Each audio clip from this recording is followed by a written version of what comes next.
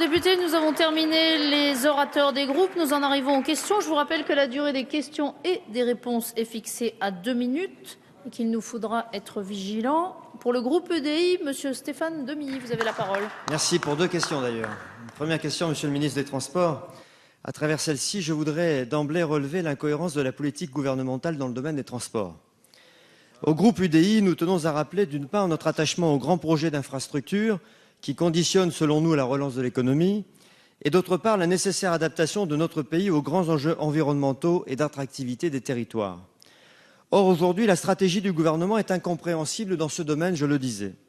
D'un côté, les travaux de la commission Duron concluent que, je cite, « La priorité des investissements en matière d'infrastructures de transport doit aller vers la modernisation et la mise à niveau du réseau existant plutôt que vers des projets de développement dispendieux. » Et de l'autre, l'État français s'engage dans la construction de la ligne ferroviaire Lyon-Turin, qui coûtera 1 milliard d'euros par an à notre pays si nous respectons le calendrier d'ouverture de la ligne en 2030.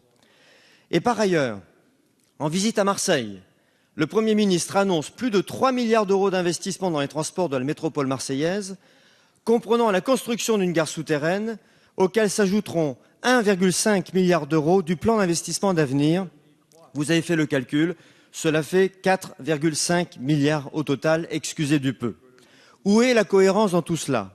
Où est la stratégie du gouvernement quand celui-ci déclare aux habitants et aux entreprises de Picardie, d'Île-de-France et du Nord-Pas-de-Calais qu'il faut totalement remettre à plat le canal Seine-Nord-Europe, un projet européen d'avenir majeur, mais soi-disant beaucoup trop cher, avec son budget de 4,5 milliards d'euros, soit exactement la même somme annoncée pour Marseille.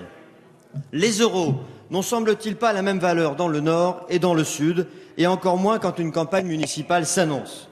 Monsieur le ministre, pouvez-vous nous indiquer clairement, c'est ma première question, si votre priorité ira vers la modernisation de l'existant, ou si vous envisagez de financer des projets structurants tels que le canal Seine-Nord-Europe.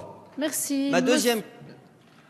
Il y a 2 fois 2 minutes, madame. Et vous préférez poser les 2 questions en même temps? C'est ce que je fais, oui. Ah, bah, je vous en prie. C'est ce que j'avais annoncé. Donc, il y aura une réponse. Je vous en prie, je vous en prie. À travers ma deuxième question, madame la présidente, je tiens à vous relayer, monsieur le ministre des Transports, l'immense incompréhension que vous êtes en train de provoquer dans le pays en prenant la décision d'augmenter la TVA de 7 à 10% pour les transports publics de voyageurs. Cette mesure constitue à nos yeux une triple erreur sur le plan social, économique et environnemental. Erreur sociale tout d'abord, parce que vous le savez, monsieur le ministre, la répercussion de la TVA sur le prix du billet sera quasiment automatique, car ni les opérateurs ni les collectivités ne voudront assumer ce coût estimé à près de 300 millions d'euros. Vous allez donc pénaliser des millions d'usagers, souvent modestes, voire très modestes, qui verront le prix de leurs billets de train, de métro, de bus, de tramway augmenter significativement, alors même qu'ils utilisent quotidiennement les transports en commun pour se rendre à leur travail ou pour faire leurs courses. Erreur économique ensuite, parce que vous allez fragiliser l'équilibre économique des opérateurs de transport collectif.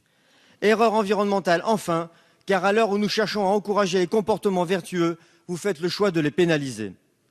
Comment une majorité de gauche, alliée aux écologistes, peut-elle prendre une telle décision? Après avoir avalé l'écotaxe et avant d'avaler Notre-Dame-des-Landes, ils avalent aujourd'hui l'augmentation du prix du transport en commun et une nouvelle baisse du budget de l'écologie. Il leur reste vraiment à avaler leur chapeau. Le groupe UDI vous demande solennellement, monsieur le ministre, de revenir sur cette mesure d'augmentation de la TVA sur les transports publics des voyageurs. Les transports publics sont des services publics de première nécessité et c'est à vous, monsieur le ministre, de les défendre, comme c'est également à certains de nos collègues attachés aux services publics et aux transports en commun de monter au créneau pour défendre avec un peu plus d'ardeur leurs convictions environnementales. Merci, monsieur le